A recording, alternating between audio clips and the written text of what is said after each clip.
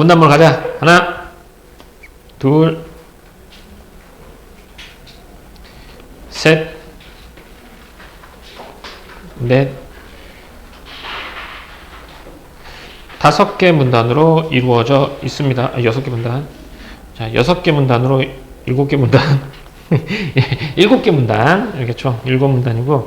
원래 이 그래프가 한 개야. 한 개인데, 이 그래프가 2페이지에 걸쳐서 설명하기 때문에 여기다도 하나 갖다 놓고 그냥 여기다도 갖다 놓은 거야. 이 그림을. 첫 번째 문단부터 읽어보도록 하자. 항상 첫 번째 문단에서는 화제나 논제가 나와요. 무엇에 대해서 나오는지 한번 봅시다. 최근 수입품에 높은 관세를 부과하여 국제무역 분쟁이 발생하면서 관세에 대한 관심이 높아지고 있다. 요즘 마찬가지잖아. 또 그 트럼프께서 트럼프가 이제 관세 90% 폭탄 매기고 있죠. 그래서 이거 많아요. 관세란, 관세의 개념이 나오죠. 관세란 수입되는 재화에 부과되는 조세로 정부는 조세 수입을 늘리거나 국내 산업을 보호하기 위한 목적으로 관세를 부과한다. 관세 목적은 두 가지예요. 첫 번째, 조세 수입을 늘리거나, 두 번째, 국내 산업을 보호하거나. 수특에 나와 있는 내용은 국내 산업 보호와 관련된 내용이 나와 있겠죠. 그런데 관세를 부과하면 국내 경기 및 국제 교역에 영향을 미치게 된다라고 했어. 그럼 여기서는 앞으로 나올 내용은 뭐냐? 이거예요. 관세가 부과됐을 때 국내 또는 국내 경기 또는 국제 교역 어떤 영향을 미치게 되는지 이걸 보는 거야. 이겠죠? 관세가 매기면 국내 경기는 어떻게 되고 국제 교역에는 어떤 영향을 미치는지. 그러니까 앞에 부분에서는 뭐 국내 경기가 나올 것 같고 뒷부분에서는 국제 교역에 영향을 미치는 부분이 나올 것 같습니다.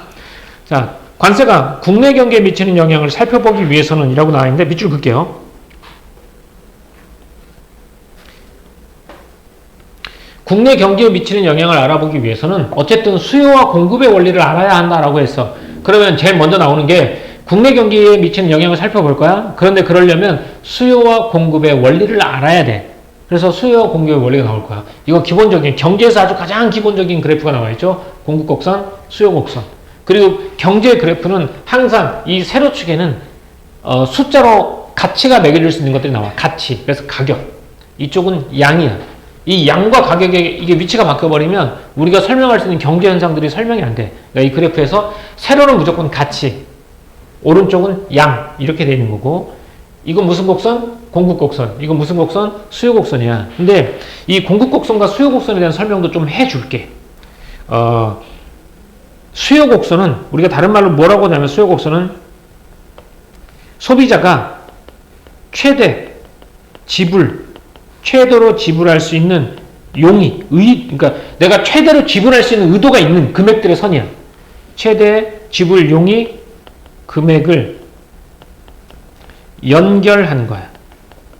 이 말은 무슨 말이냐면, 자, 가격이 높을 때, 가격이 이만큼 하면 엄청 높은 거지. 이때 사겠다는 사람도 있다는 거야.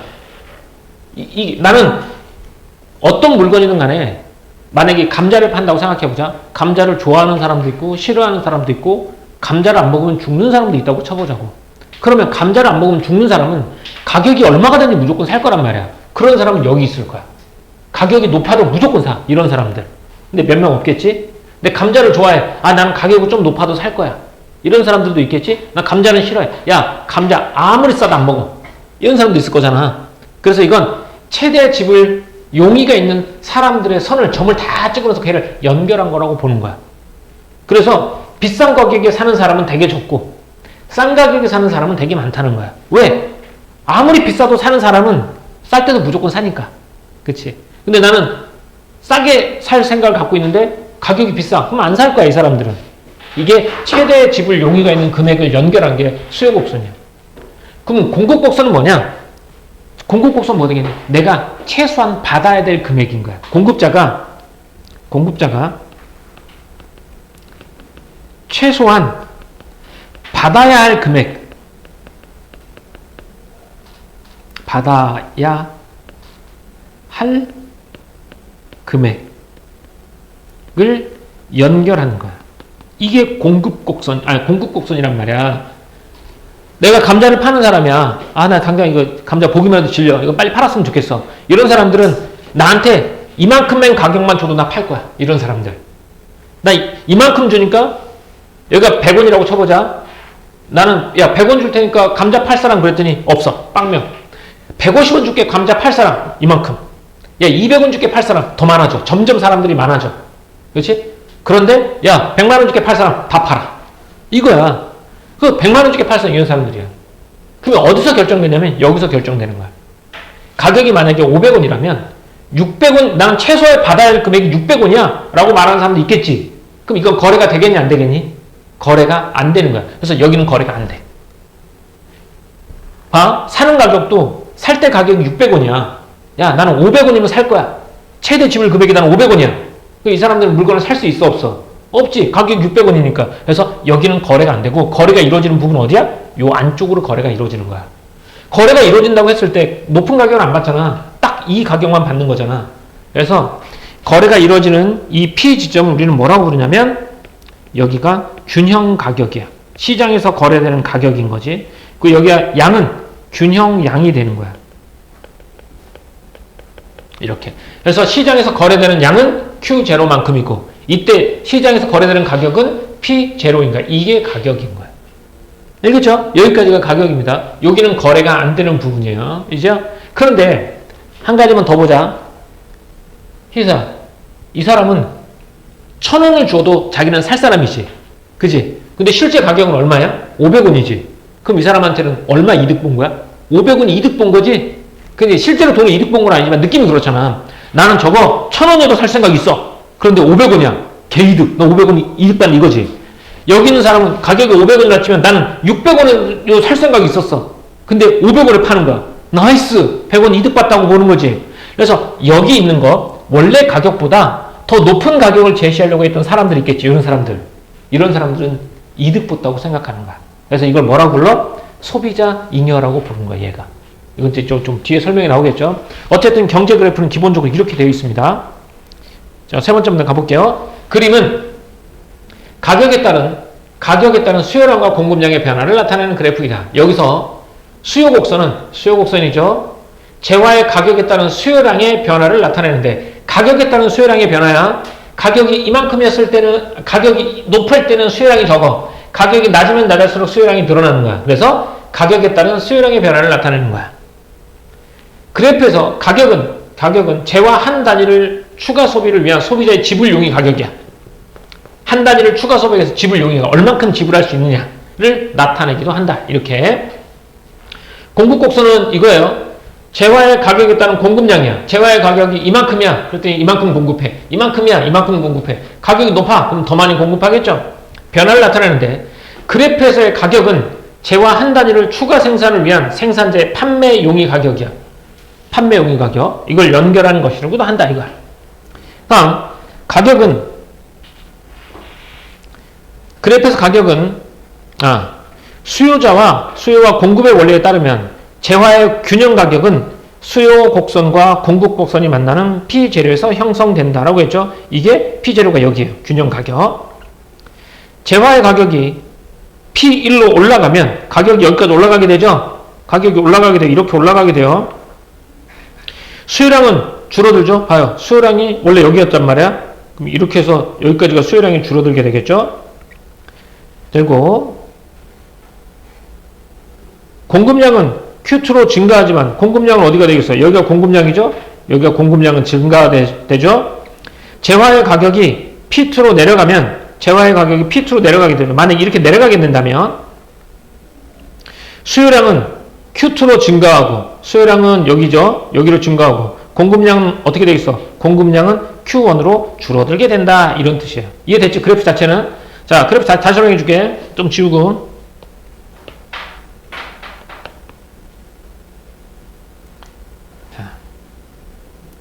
본문에서 설명하고 있는 건 이거예요.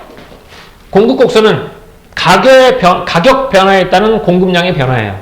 그래서 가격이 올라가면 올라갈수록 공급량은 점점 늘어나지. 이게 공급 곡선. 수요 곡선은 가격에 따른 수요량의 변화예요. 가격이 올라가면 올라갈수록 수요량은 점점 줄어들어. 가격이 내려가면 내려갈수록 수요량은 점점 늘어난다. 이런 뜻이에요. 알겠지? 요거야. 그래서 이 그래프는 한 단위죠. 한 단위를 살 때 최대 지불 용의가 있는 금액이고 한 단위를 팔 때 최대 판매할 수 있는 최대 지불용이 최소 판매 금액을 나타낸다라는 거 아까 얘기했죠. 이런 곡선이에요.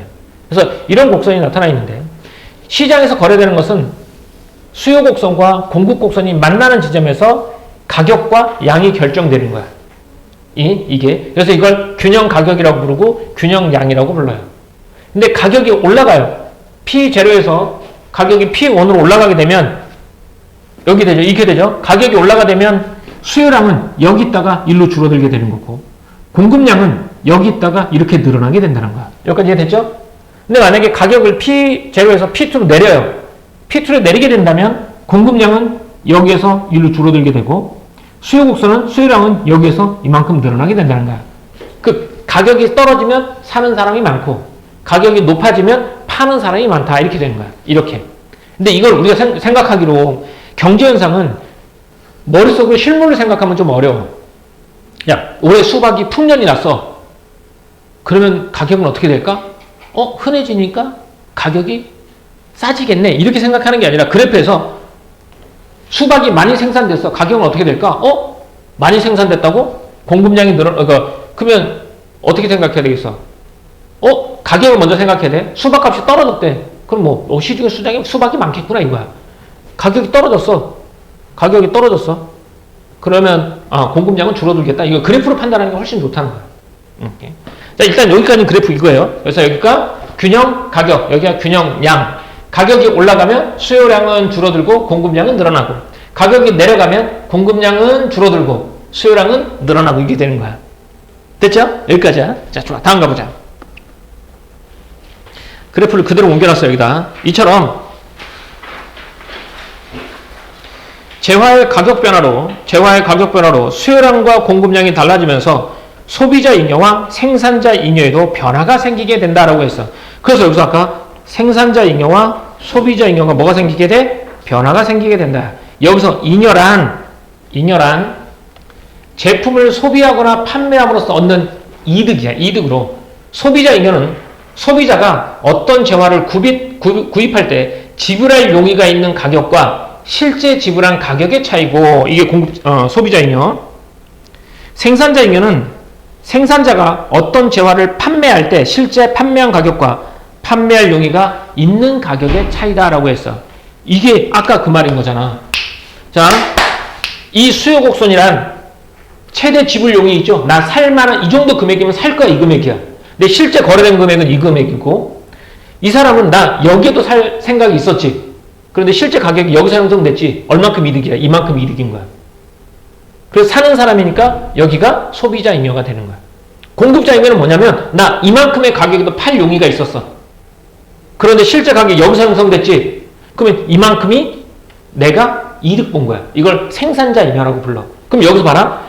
여기 이득, 여기 이득, 여기 이득, 여기 이득, 여기 이득, 여기 이득 다 합치면 총 공급자 잉여, 생산자 잉여가 되는 거고 여기 다 합치면 총 소비자 잉여가 되는 거야.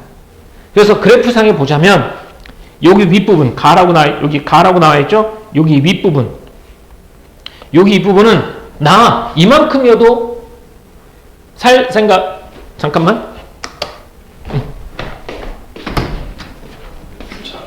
기차 2723 깜빡했다. 안녕하세요 원장님. 가 2723 2723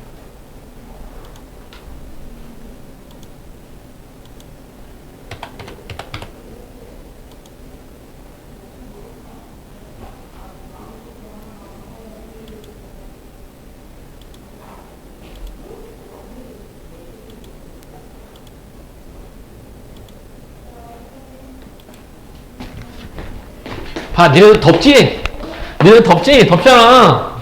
어서 안 덥다 둘이. 그래서 얘를 뭐라고 부르고? 얘를 나 이만큼이면 살 생각이 있었는데 이만큼 샀어. 개이득이야. 그래서 여기는 소비자 잉여. 여기가 소비자 잉여가 되고 여기 야, 나 이만큼이어도 팔 생각이었는데 실제 가격이 여기서 형성됐네? 생산자 잉여. 잉여. 이 되고 얘 두 개를 합치면 총 잉여가 되는 거야. 우리 사회에서 만들어낸 총 잉여가 되는 거죠. 이렇게. 어떤 지하를 판매할 때 실제 판매한 가격과 판매할 용역인 가격의 차이다. 그림에서 수요곡선과 수요곡선과 실제 판매한 가격, 어디야? 수요곡선과 실제 재화의 가격 차이에 해당하는 가는 소비자잉여, 나는 생산자잉여가 된다. 이렇게 되는 거야. 만일 재화의 가격이 P1에서 P0로 올라가게 된다면 P0로 올라가게 돼요. 가격이 어디서 설정되는 거니? 그럼 가격이 여기가 가격이 되는 거죠? 올라가게 되면 소비자 잉여는 줄어들고 생산자 잉여는 늘어나게 된다. 이렇게 돼. 그러면 가격이 저렇게 올라갔어. 그럼 거래는 어디서 되겠냐? 거래는 어디서 되겠니? 가격이 저렇게 올라갔어. 그러면 선생님이 아까 했잖아. 공급자들은 이만큼이면 공급을 하겠지. 그지? 가격이 여기니까. 공급하는 공급할 거야. 근데 사는 애들은 어디서 사? 이거 사, 안 사? 수요자들이잖아. 가격이 올랐으면 이 다음부터는 거래가 안 이루어진다니까? 그러면 여기까지만 거래가 이루어지는 거야. 이렇게 거래가 이루어지는 거야. 공급하는 애들은 무조건 다 공급한다고. 가격이 올라가면 여기까지. 근데 사는 애들은 자기가 원하는 생각 가격이 있을 거잖아. 그 가격보다 사는 사람은 높으면 안 산단 말이야. 그러니까 이 사람들은 가격을 어디서 사? 여기서 사는 거야. 그러면 판매되는 그래프를 그려보면 거래되는 게 어디냐면 여기서 거래가 되는 거야. 이렇게. 여기서 거래가 되는 거야. 그렇잖아. 그렇지. 그러면 여기가 이제 소비자잉여는 여기가 되는 거고 생산자잉여는 요 밑이 되는 거야. 여기가 생산자잉여가 되는 거야. 이렇게. 생산자잉여와 소비자잉여가 이렇게 되는 거야. 이해됐어요? 그렇게 되면 봐봐. 소비자잉여는 줄어들어요. 맞죠? 소비자잉여 줄어들었죠? 원래 이만큼이었는데 이만큼으로 줄어들었어요. 줄어들고 생산자잉여는 늘어난단 말이야. 생산자잉여는 원래 이만큼이었는데 이게 이만큼으로 늘어난다고 보는 거야. 여기 있는 거랑 여기 있는 거랑 틀어서 늘어나게 되는 거야. 반면 재화의 가격이 P2로 내려가게 되면 이렇게 내려가게 되는 거야. 그러면 이게 뭐가 되겠어? 생산자잉여가 이렇게 확 줄어들지? 생산자잉여가 줄어들고 소비자잉여는 늘어나게 되는 거야. 그래서 내려가면 소비자잉여는 늘어나고 생산자잉여는 줄어들게 된다. 이렇게 되는 거야. 이 그래프는 이렇게 돼요. 그러니까 생산자잉여 가격에 따라서 생산자잉여라든지 소비자잉여가 영향을 받게 되는 거죠. 여기 이렇게 돼. 그래서 여기는 이제 하이라이트 하나 해주면 두 개만 해줄까 봐. 첫 번째, 만일 P1에서 가격이 올라가면, 그 다음에 가격이 P2로 내려가면, 이렇게. 가격이 올라갈 때랑 내려갈 때 잉여 차이인 거야. 자, 그러면 이를 바탕으로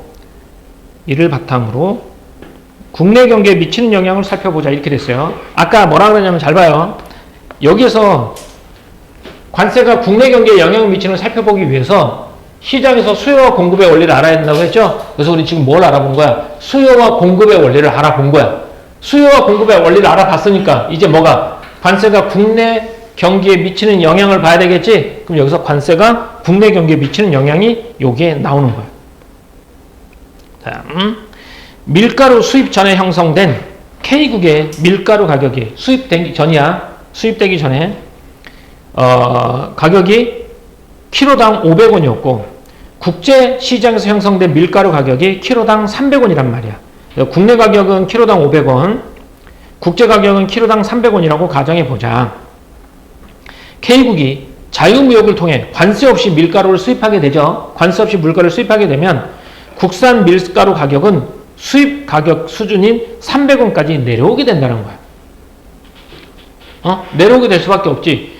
야, 우리가 지금 국내에 있는 것만 따지면 밀가루 가격이 500원인데 300원짜리를 수입해봐. 그럼 국산 가격이 잘 안 나가니까 국산 밀가루 가격도 300원까지 내려오게 돼. 그럼 그 결과 어떤 일이 벌어지냐? 그 결과 국산 밀가루의 공급량은 줄어들어. 왜? 아까 했잖아. 최소 판매 금액, 정해진 금액이 있을 거잖아. 나는 500원은 받아야 돼. 이렇게 생각하는 사람도 있으니까. 그래서 공급량은 줄어들어. 잠깐.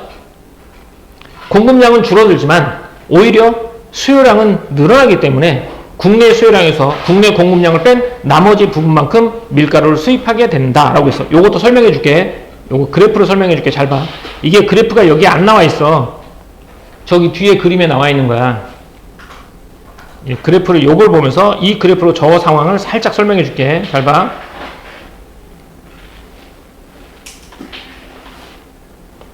자, 이렇게 돼서 여기를 잘 봐요. 여기를 300원, 여기를 400원, 여기를 500원이라고 합시다. 이렇게, 가운데를 500원으로 할까? 가운데를 500원이라고 하자. 여기가 500원, 여기가 300원, 여기가 200원 차이니까 여기를 700원이라고 합시다. 지금 수입품이 안 들어오면 500원의 거래가 됐단 말이야. 그지? 외국이 얼마에 들어와? 300원에 들어오지? 그럼 어쩔 수 없이 우리도 300원에 다 팔아야 돼. 그러면 300원에 이만큼 팔잖아. 300원 이만큼 곡선이 바뀐단 말이야. 이렇게. 가격 곡선이 이렇게 내려와 버렸어.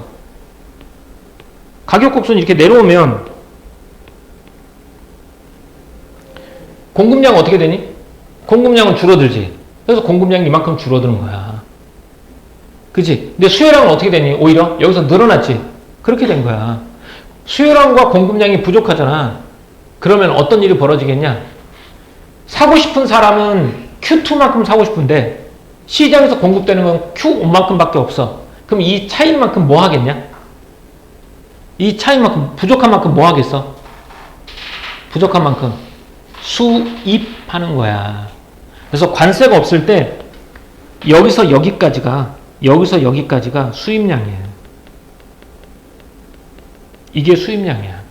국내에서 공급하는 건 300원인데 국내에서 소비하고자 하는 건 국내에서 공급하는 양은 Q1인데 국내에서 소비되는 양이 Q2란 말이야. 그 부족하잖아. 그래서 수입량이 이만큼 차지하게 되는 거야. 그래서 수입이 이만큼 되는 거야. 이 얘기가 그 얘기야. 자, 그럼 이거 보고 이 그래프를 생각하고 다시 그래프 볼게. 잘 봐. 국내 K의 밀가루 가격이 500원이야. 근데 국제시장 형성된 가격이 300원이란 말이야. 이를 자유무역을 통해서 관세 없이 수입했더니 국산 밀가루 가격은 수입 가격은 300원까지 내려가게 돼. 그 결과 국산 밀가루 공급량은 줄어들게 되고 오히려 수요량은 늘어나게 됐지. 그 때문에 국내 수요량에서 국내 공급량을 뺀 나머지 부분만큼 밀가루를 수입하게 된다라는 거야. 그래서 국내 공급량 여기에서 국내 수요량 여기지? 여기 뺀 요만큼을 수입하게 된다. 이게 되는 거야. 이게 수입하게 되는 거지. 자, 가자. 그래서 국내 공급량을 수요량에서 여기에서 공급량을 뺀 여기까지가 밀가루 수입을 하게 된다라는 거야. 근데 이렇게 밀가루 수입으로 국산 밀가루 가격이 하락하면 결과적으로 생산자 잉여는 어떻게 된다? 감소한다는 거야. 생산자 잉여는 감소한다. 생산자 잉여가 어디였죠? 생산자 잉여가 나였죠, 나? 여기가 생산자 잉여야. 원래 생산자 잉여는 요만큼이었는데 여기서 얼만큼 줄어들어? 이만큼으로 줄어들겠네. 왜? 여기서 거래가 되니까. 그렇지? 그러면 사는 사람은 어때? 여기서 거래가 되는 거잖아. 여기가 뭐가 되겠냐? 이만큼이 뭐가 돼? 이렇게 되는 거잖아. 여기가 생산자 잉여, 여기가 소비자 잉여가 되는 거야. 소비자 잉여는 커진다는 거지. 자, 가보자. 소비자 잉여는 증가하게 된다.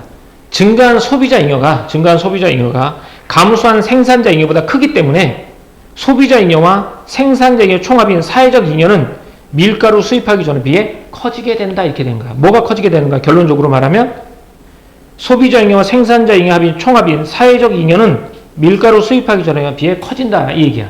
이 말은 다시 한번 그래프를 통해 설명해 줄게. 이 시장에서는 수입이 없었을 때 이거 무슨 잉여? 소비자 잉여. 이거 무슨 잉여? 생산자 잉여. 합쳐서 여기서는 이제 총 잉여라는 말을 안 쓰고 사회적 잉여라는 말을 썼어. 사회적 잉여가 이만큼이었어. 그런데 수입을 하게 되는 바람에 어떻게 되냐면 생산자 잉여 이만큼 줄어들었어. 하지만 소비자 잉여는 어떻게 되니?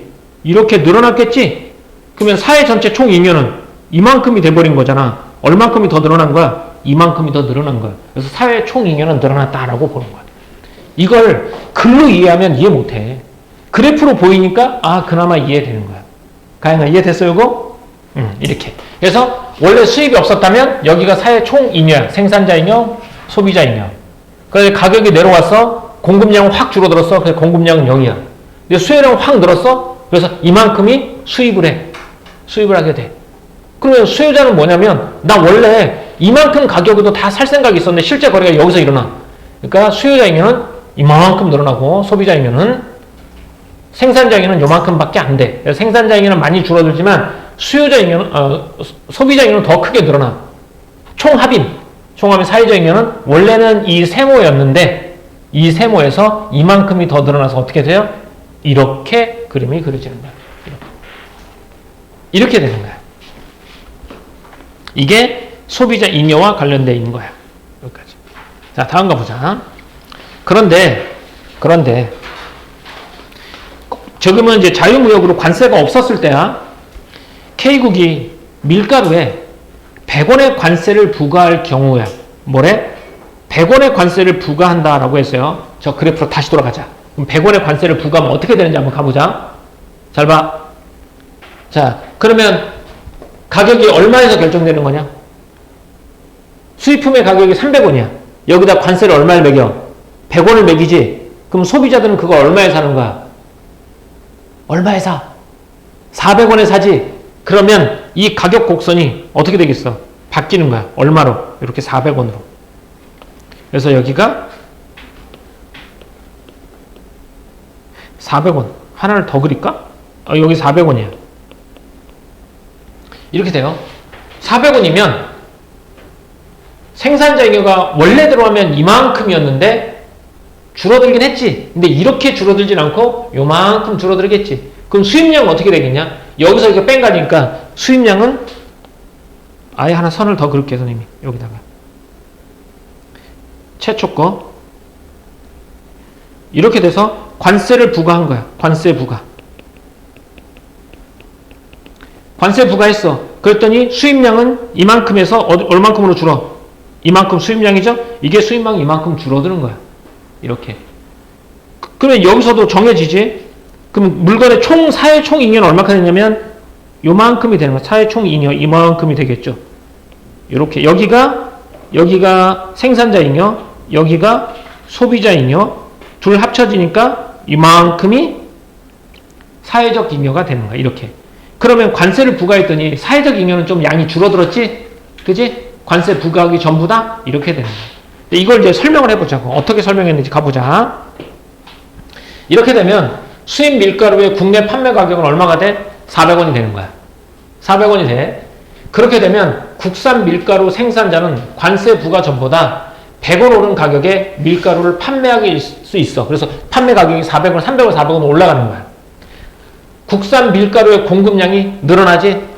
공급량이 늘어났잖아. 어디에서? 원래 요만큼 공급하다 공급량 여기에서 이만큼 늘어나게 되는 거야. 공급량이 늘어나게 돼요. 공급량이 어디냐? 늘어. 관세를 부과하기 전보다 생산자 잉여는 증가하게 된단 말이야. 반대로 소비자 입장에서는 가격이 올라가면 그만큼 수요량이 줄어들게 되므로 소비자 잉여는 감소하게 된다. 소비자는 감소했죠. 그림으로 봤어요, 우리가. 하지만 증가한 생산자 잉여가 감소한 소비자 잉여보다 작기 때문에 소비자 잉여와 생산자 잉여의 총합인 사회적 잉여는 밀가루에 관세를 부과하기 전에 비해 작아진다라고 했어. 이것도 그림을 아까 봤죠? 다시 한번 볼게요. 관세를 부과하기 전에 총 잉여는 어떤 거냐? 관세를 부과하기 전이니까 여기 빨간 선이에요. 생산자 잉여는 요만큼, 소비자 잉여는 얼마? 소비자 잉여는 이만큼이 되는 거야. 그래서 사회 총 잉여가 이만큼이었어요. 그지? 그런데 관세를 올렸어요. 그랬더니 생산자 잉여는 요만큼 늘어났는데 소비자 잉여가 줄어들었어요. 이렇게. 그래서 사회 총 잉여는 이만큼이죠. 결국 부과하기 전에는 사회 총 잉여가 이만큼이었는데 부과하니까 어떻게 됐어? 이만큼 되지? 그래서 얼만큼이? 여기만큼이 줄어들게 된 거야. 그래서 사회 총 잉여는 사회적 잉여는 줄어들게 됐다. 이 그래프가 요 설명인 거야. 자, 그런데 이렇게 돼요. 이게 이제 이게 총 잉여가 어떻게 달라지는 거예요. 그런데 관세 정책이 장기화될 경우, 세금을 관세 정책 장기화될 경우 국내 경기가 침체에 빠질 수 있다라고 했어. 관세 정책이 계속되면 국내 침체에 빠질 수 있대요. 예를 들어 가보자. K국 정부가 국내 밀가루 산업을 보호하기 위해 수입 밀가루에 높은 관세를 부과할 경우 단기적으로는 국내 밀가루의 생산자의 이익이 늘려 자국의 밀가루 산업을 보호할 수 있어요. 단기적으로는. 하지만 높은 관세로 국내 밀가루 가격이 상승하면 밀가루를 원료로 하는 제품들의 가격이 줄줄이 상승하게 된다는 거야. 그래서 국내 소비자들은 밀가루를 이용하여 만든 제품들의 소비를 줄이게 된다. 이러한 과정이 장기화되면 어떻게 된다? 경기 침체로 빠질 수도 있다라는 거야. 자, 경기 침체 빠지는 과정 갑시다. 높은 관세로 인해서요. 잘 봐요. 높은 관세로 인해서요. 국내 밀가루 가격이 상승합니다. 그러면 밀가루를 원료로 하는 제품의 가격이 줄줄이 상승하게 돼요. 그렇게 되면 국내 소비자들은 어떻게 돼? 제품의 소비를 줄이게 됩니다. 이렇게 되는 거예요. 소비를 줄이게 되는 거예요. 그렇게 되면 다섯 번째, 이런 게 장기적이 되면 경기 침체에 빠질 수 있다. 이렇게 되는 거예요. 실제로 1930년대 국내 산업을 보호할 목적으로 시행된 각국의 관세 정책은 오히려 경제 대공황이 심화된 사례가 이를 잘 보여주고 있다라는 거야. 관세를 높였더니 1930년대 경제 대공황이 왔단 말이야. 그때 상황을 나타낼 수도 있다. 이렇게. 자, 마지막 문단. 이렇게 볼 때 국내 산업을 보호할 목적으로 부과된 관세는 사회적 잉여를 감소시키고, 아까 사회적 잉여가 감소됐죠? 감소시키고 1. 해당 제품에 대한 국내 소비를 줄어들게 한다. 그리고 그와 관련된 다른 산업까지 악영향을 미칠 수 있다. 또한 과도한 관세는 국제 교역을 감소시켜 국제 무역을 침체시킬 뿐만 아니라 다섯 번째, 국제 무역 분쟁을 야기할 소지도 있다. 이러한 이유로 대다수의 경제학자들은 과도한 관세에 대한 우려를 드러내고 있다. 이렇게 되는 거야. 그렇죠? 그러니까 여기서 알아야 될 건 수요와 공급 곡선이 만나는 지점에서 거래가 이루어지는 거고, 가격이 내려갔다 올라갈 때 그 수요량과 공급량이 어떻게 변하는지 이런 것들 보면 되겠죠. 그리고 생산자의 그 관세를 부과했을 때 총 잉여가 어떻게 달라지는지 이걸 보는 거야. 하나만 보자고. 문제는 선생님 하나 문제만 풀어볼게요. 문제 요 선생님 뒤에 다시 문제 그대로 갖다 놨는데 하나 이게 자 요 그래프가 아까 선생님이 얘기했던 그 그래프입니다. 요 그래프와 관련된 문제를 한번 해볼게. 피국에서 국산 바나나만을 소비하다가 값싼 수입산 바나나를 관세 없이 수입하면서 국산 바나나 가격이 국제시장 가격 수준으로 하락했다. 이에 정부에서는 국내 바나나 산업을 보호하기 위해 관세를 부과했다. 이렇게 되는 거지. 그러면 봐봐. 얘들아 선생님 봐. 수입하기 전에 거래량은 어디에서 이루어졌게? 거래량은 몇 톤? 수입하기 전에 몇 톤? 외국의 바나나를 수입하기 전이야. 몇 톤? 150톤. 수입하기 전 150톤. 수입한 후는 수입하기 전에 가격은 얼마? 1,000원이야. 비싼 거야. 그래서 여기 있지. 여기가 여기다 해도 돼. 이렇게 해도 되겠다. 여기가 수입전이야. 여기 수입전. 그러니까 단계는 세 단계겠죠. 수입전.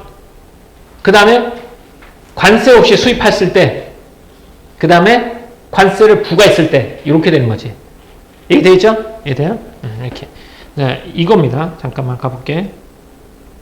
그래프 하나만 더 다시 그릴게.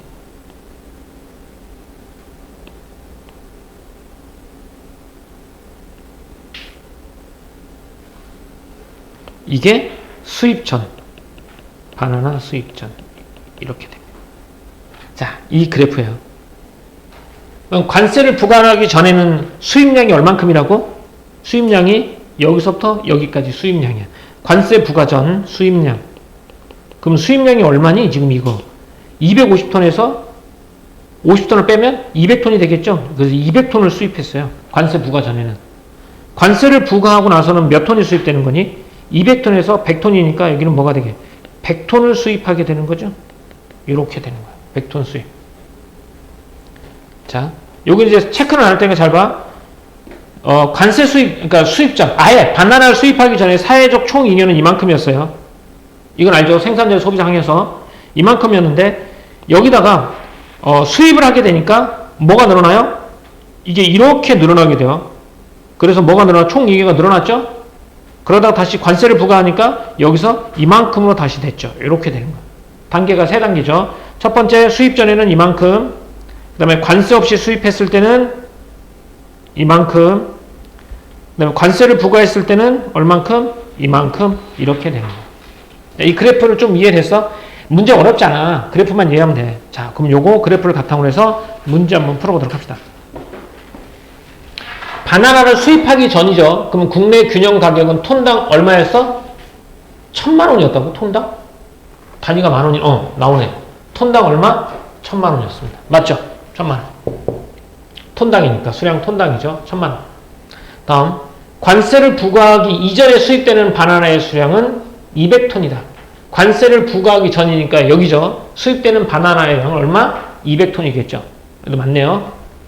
관세를 부과하기 이전과 이후에 가격을 비교해보니 톤당 200만 원만큼의 관세가 부과되었군. 이거 나오죠. 관세 부과됐지? 그래서 500원짜리가 얼마에 팔려? 700원에 팔리지? 아니, 700만 원에 팔리게 되지? 그러니까 관세가 얼마야? 200만 원이 부과됐다는 걸 알 수 있죠. 관세는 200만 원입니다. 그래서 여기가 관세가 되겠죠. 관세. 관세가 없었을 때는 500만 원이었는데 관세가 부과되니까 700만 원이 된 거야. 관세는 200만 원이라고 볼 수 있겠죠? 톤당 200만 원 관세. 맞죠? 다음. 관세를 부과한 결과. 그러니까 관세를 부과한 결과니까 이게 되겠네. 국내 생산자는 바나나의 공급량을 50톤에서 100톤으로 늘리게 된다. 자, 공급 곡선이죠. 관세를 부과하기 전에는 50톤이었어요. 근데 관세 부과해서는 얼마가 돼? 100톤이 되죠? 100톤입니다. 얘도 맞네. 답은 5번인가 보네. 관세를 부과한 결과 수입되는 바나나의 수량은 이전보다 50톤이 줄어드는 효과가 있었다라고 했는데 200톤에서 몇 톤이 됐니? 100톤이 됐지? 그러니까 50톤이 아니라 몇 톤이 줄어들었어요? 100톤이 줄어들었습니다. 이렇게. 일단 확실히 이 그래프는 이해됐지 이제. 그러니까 확실히 이 그래프는 이해됐지. 수요 공급 원래 요만큼. 그러니까 관세를 부과하지 않은 가격은 이만큼. 관세 부과하면 이렇게 요만큼이 관세. 그죠? 수입량은 수요 곡선하고 수요 곡선에서 공급 곡선을 뺀 양큼 이만큼. 그러니까 관세를 부과하니까 수입량이 200톤에서 100톤으로 줄어들게 되고 아까 선생님이 그랬던 그래프랑 똑같죠? 이렇게 되는 거예요. 이것은 그래프 두 개만 보면 돼. 이 그래프하고 이 그래프만 이해하면 되는 거야. 만나는 지점에서 균형량이 결정되고 그죠? 이렇게 됐습니다. 이렇게까지 했고요. 나머지 것들 한번 풀어보고 모르는 거 있으면 질문하도록 하세요.